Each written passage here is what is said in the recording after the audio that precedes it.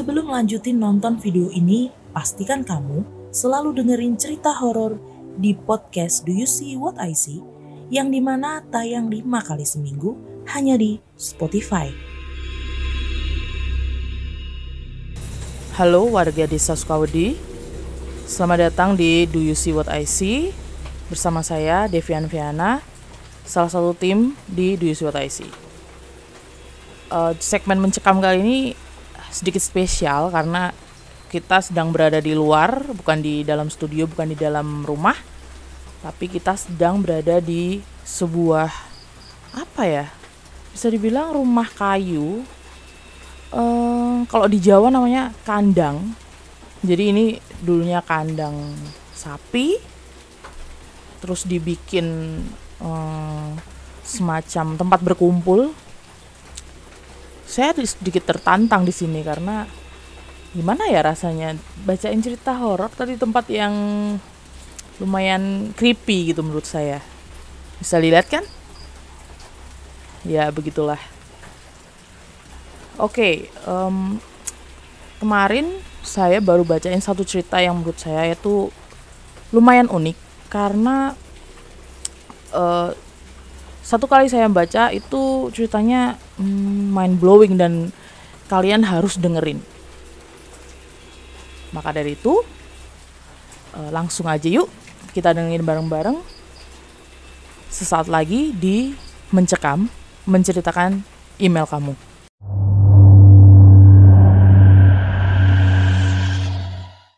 Cerita kali ini datang dari Mbak Lia. Cerita horor judulnya Ngambang.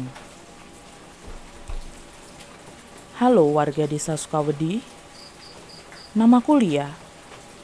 Aku mau cerita tentang pengalaman seorang temanku yang gak mau disebutkan nama aslinya. Panggil aja namanya Intan. Intan ini adalah seorang anak yatim piatu yang dari kecil ia terbiasa hidup dengan neneknya di sebuah desa terpencil di bagian selatan Yogyakarta. Intan besar berkuliah di salah satu universitas atau perguruan tinggi di Jogja.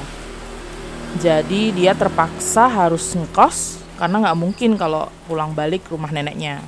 Terlalu jauh dan melelahkan. Setiap akhir pekan, Intan pulang ke rumah neneknya. Jumat sore, ia selalu sudah siap-siap perjalanan dari kosan ke rumah neneknya di desa. Terkadang ketika liburan semester pun, Intan full menghabiskan waktu di rumah nenek, hitung-hitung menghirup udara segar karena masih sangat asri. Intan menghabiskan weekend dan dengan merawat dan menjaga nenek yang sudah sangat renta. Sehari-hari nenek Intan dirawat budenya, giliran bude istirahat, Intan menggantikan perannya. Rumah nenek Intan ini bisa dibilang rumah kayu yang dulunya mewah. Kayu-kayu tuanya masih sangat terlihat awet dan kokoh. Nenek Intan memang terkenal kaya di desa itu. Ada pagar besar di halamannya dan sumur tua di belakang rumah. Kamar mandi masih pisah ruang dengan rumah utama. Jadi kalau mau mandi harus jalan keluar rumah, lalu kamar mandinya itu di dekat sumur. Udah ada bayangan kan bentuk rumahnya? Intan yang habis dari kota berniat untuk mandi membersihkan diri. Hari sudah lumayan petang, sekitar pukul 5 sore. Tapi ia terbiasa kok dengan keadaan rumah nenek yang bisa dibilang lumayan serem sih kalau mandi jam segitu. Tapi Intan cuek aja karena mungkin udah biasa. Seperti biasa ketika sore, Intan bertemu dengan tetangga-tetangga belakang rumah nenek. Sore itu ketika mau mandi, ia bertemu dengan Mbah Noto. Mbah Noto punya kebiasaan menyapu di halaman rumahnya, di mana itu memang belakang rumah nenek, dekat dengan kamar mandinya. Disapalah Mbah Noto waktu itu. Mbah Noto berperawakan tinggi, rambut sudah putih semua, senang memakai jarik dan kebaya warna hijau tua. Sosoknya ramah, namun agak aneh kata Intan. Ia suka sekali habis nyapu halamannya, lalu menatap ke dalam sumur tua tak henti-henti. Sering Intan melihat Mbah Noto ini malah senyum-senyum sambil menengok ke arah dalam sumur. Entah apa yang dilakukannya. Tapi ya karena Intan udah biasa dengan hal itu, biarlah pikirnya waktu itu. "Monggo Mbah," sapa Intan waktu mau masuk ke kamar mandi. Mbah Noto membelakangi Intan sambil menyapu. Dan menjawab, "Ya Nduk." Tanpa menghiraukan apapun, Intan langsung masuk kamar mandi berniat untuk bersih-bersih diri. Betapa kagetnya Intan ketika keluar dari kamar mandi, melihat Mbah Noto menatap sinis Intan, lalu seketika tersenyum dan menunjuk ke arah sumur sambil berkata, "Tak weruhi kene," atau "tak lihatin sini." Intan menjawab, "Nopo Mbah, nyun sewu nggih." Intan tak melihat apapun. Tapi dari belakang, Mbah Noto tertawa cekikikan sambil berkata, "Ngambang." Entah apa maksudnya, Intan segera bergegas pergi karena ada yang gak beres dengan Mbah Noto. Entahlah.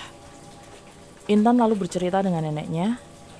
Neneknya menunjukkan raut muka kaget, lalu menjawab dengan tenang, "Nggak apa-apa, Nduk. Biasa toh Simbah sudah pikun." Intan masih curiga dengan apa yang sebenarnya terjadi. Kenapa Mbah Noto dan kenapa nenek kaget mendengar ceritanya. Hari-hari berlalu seperti biasa. Intan pulang dari kota untuk mengurus beberapa tugas kuliahnya. Dari kejauhan, Intan melihat kerumunan sekitaran rumah neneknya. Intan berusaha menembus kerumunan tersebut, lalu sayup-sayup mendengar suara orang-orang ngobrol. "Walah Mbah Noto, dulu suaminya, sekarang beliau sendiri, ya Allah," katanya. Terlihat kantong jenazah warna kuning dibopong oleh beberapa orang. Mbah Noto meninggal. Ditemukan di dalam sumur, sudah mengambang. Intan sontak kaget. Baru kemarin ia ngobrol seperti biasa dengan Mbah Noto. Namun sekarang beliau sudah tiada. Hari-hari setelah kepergian Mbah Noto, setiap malam terasa sangat mencekam. Tidak ada lagi Mbah Noto yang ramah dan suka tersenyum. Rumahnya pun sangat sepi, gelap dan sunyi. Beberapa ilalang mulai meninggi. Beberapa kali Intan menengok ke arah rumah Mbah Noto setiap mau tidur lewat jendela kamarnya. Intan sayup-sayup mendengar suara orang lagi nyapu halaman. Persis di samping kamarnya. Srek, srek, srek. Suaranya makin lama makin mendekat ke telinga Intan sampai membangunkannya. Ia seketika melihat jam. Ya ampun, masih jam 2 pagi. Siapa nyapu jam segini? Tanpa menghiraukan, Intan mencoba kembali tidur. Namun suara itu seperti persis terdengar sangat dekat dengan telinganya. Intan ini orangnya termasuk berani. Sontak ia membuka gorden jendela kamarnya dan mengecek apakah benar suara orang nyapu itu dari samping kamarnya. Tidak ada orang, bahkan yang nyapu sekalipun. Berhari-hari Intan tidur selalu diganggu dengan suara orang nyapu. Namun di suatu malam, Intan tahu siapa yang setiap dini hari menyapu halaman belakang rumah neneknya. Mbah Noto. Ya Allah, Mbah Noto. Dari kejauhan Intan melihat sosok menyerupai Mbah Noto sedang menyapu di samping sumur tua itu. Perawakannya persis seperti Mbah Noto, walaupun Intan tahu orang meninggal gak mungkin gentayangan atau apalah itu. Itu pasti jin yang menyerupai. Sosok itu masih terkadang tertutup kabut, kadang terlihat, kadang hilang. Intan seperti terpaku, melihat terus-terusan ke arah sosok itu. Sosok itu tiba-tiba berhenti menyapu dan menoleh ke arah jendela kamar Intan. Intan kaget bukan kepalang. Seketika ia bermaksud untuk menutup gorden jendelanya yang masih terbuka lebar. Namun belum sampai ia melangkahkan kakinya, bermaksud untuk menutup gorden. Tiba-tiba sosok itu mendekat persis di hadapan mukanya. Menyeringai, berwajah pucat dan bibir yang hitam. Berkebaya warna hijau tua sambil berkata, "Ngopo, Nduk?" Astagfirullah. Intan seketika menjerit dan sosok itu lenyap seketika. Nenek Intan yang lalu bangun karena terdengar Intan berteriak.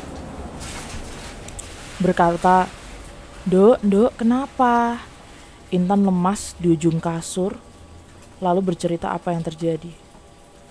Bahwa ia telah diperlihatkan sosok paling menyeramkan di sepanjang hidupnya. Sosok menyerupai Mbah Noto. Nenek Intan lalu berkata, "Bismillah, tidak ada apa-apa, Nduk. Kita doakan saja ya, Mbah Noto tenang. Itu hanya jin yang menyerupai saja." Keesokan harinya, Nenek Intan bercerita bahwa 10 tahun yang lalu, suami Mbah Noto juga meninggal ditemukan di dalam sumur tua itu.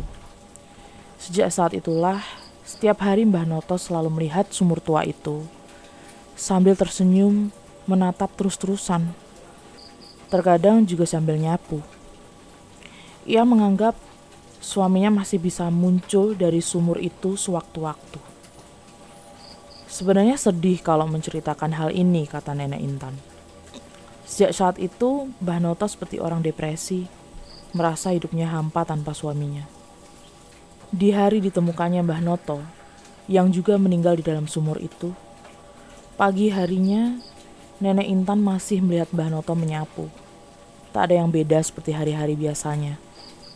Namun siang hari, ketika anak-anak kampung sedang bermain di sekitaran sumur itu, mereka menemukan Mbah Noto sudah mengambang di sumur tua itu. Diperkirakan meninggal sudah 2 hari yang lalu. Memang tidak bisa dipungkiri, kita hidup di dunia ini berdampingan dengan yang tak kasat mata. Kita harus percaya bahwa jin memang ada, dan kita tidak boleh takut, kata Nenek Intan. Setelah itu, setiap sore ketika Intan mau mandi, ia selalu melihat sosok menyerupai Mbah Noto berdiri di samping sumur, membelakangi Intan setiap sore dan selalu. Sekian. Wow. Serem ya ceritanya. Bacanya di sini lagi. Terima kasih banget Mbak Lia udah kirim cerita yang berjudul Ngambang. Ternyata ngambang ini karena jenazahnya yang ngambang ya. Ya ampun. Ya semoga Mbah Noto, walaupun saya tahu bukan nama sebenarnya mungkin ya, semoga tenang, husnul khotimah, amin. Sepertinya cukup ya. Saya sudah mulai wadididau di sini. Ya, begitulah. Ini ide siapa lagi kan? Aduh. Ya udah deh, mungkin lain kali saya bakal berpindah-pindah tempat untuk mengisi segmen mencekam ini. Atau kadang juga bisa juga saya ngisi segmen yang baru, yaitu jalan-jalan seram. Berhubung saya domisili di Jogja, ada nggak teman-teman yang pengen cerita, yang pengen saya datengin gitu? Kita bakal cerita bareng, mungkin sambil jalan-jalan di Malioboro atau di mana terserah. Komen aja di bawah. Siapa tahu yang domisili Jogja bisa ceritanya masuk di Do You See What I See, siapa tahu kan? Ya, dapat merch yang baru nanti nih, yang seperti saya pakai. Nggak kelihatan ya? Ya udah gitu aja sih. Terima kasih telah mendengarkan. Terima kasih sudah menonton vlog ala-ala, vlog mencekam yang apa adanya. Tapi semoga menghibur. Ceritanya tadi saya jamin menghibur deh sama teman-teman lain yang nonton ini. Terima kasih semuanya. Selamat bermalam Jumat. Kebetulan nih nanti uploadnya malam Jumat. Kamis pagi, tapi kan bisa aja dengerinnya malam Jumat kan, Kamis malam. Baiklah, semoga menghibur. Maafkan kalau ada salah-salah kata. Sekian, terima kasih. Wassalamualaikum warahmatullahi wabarakatuh. Dadah.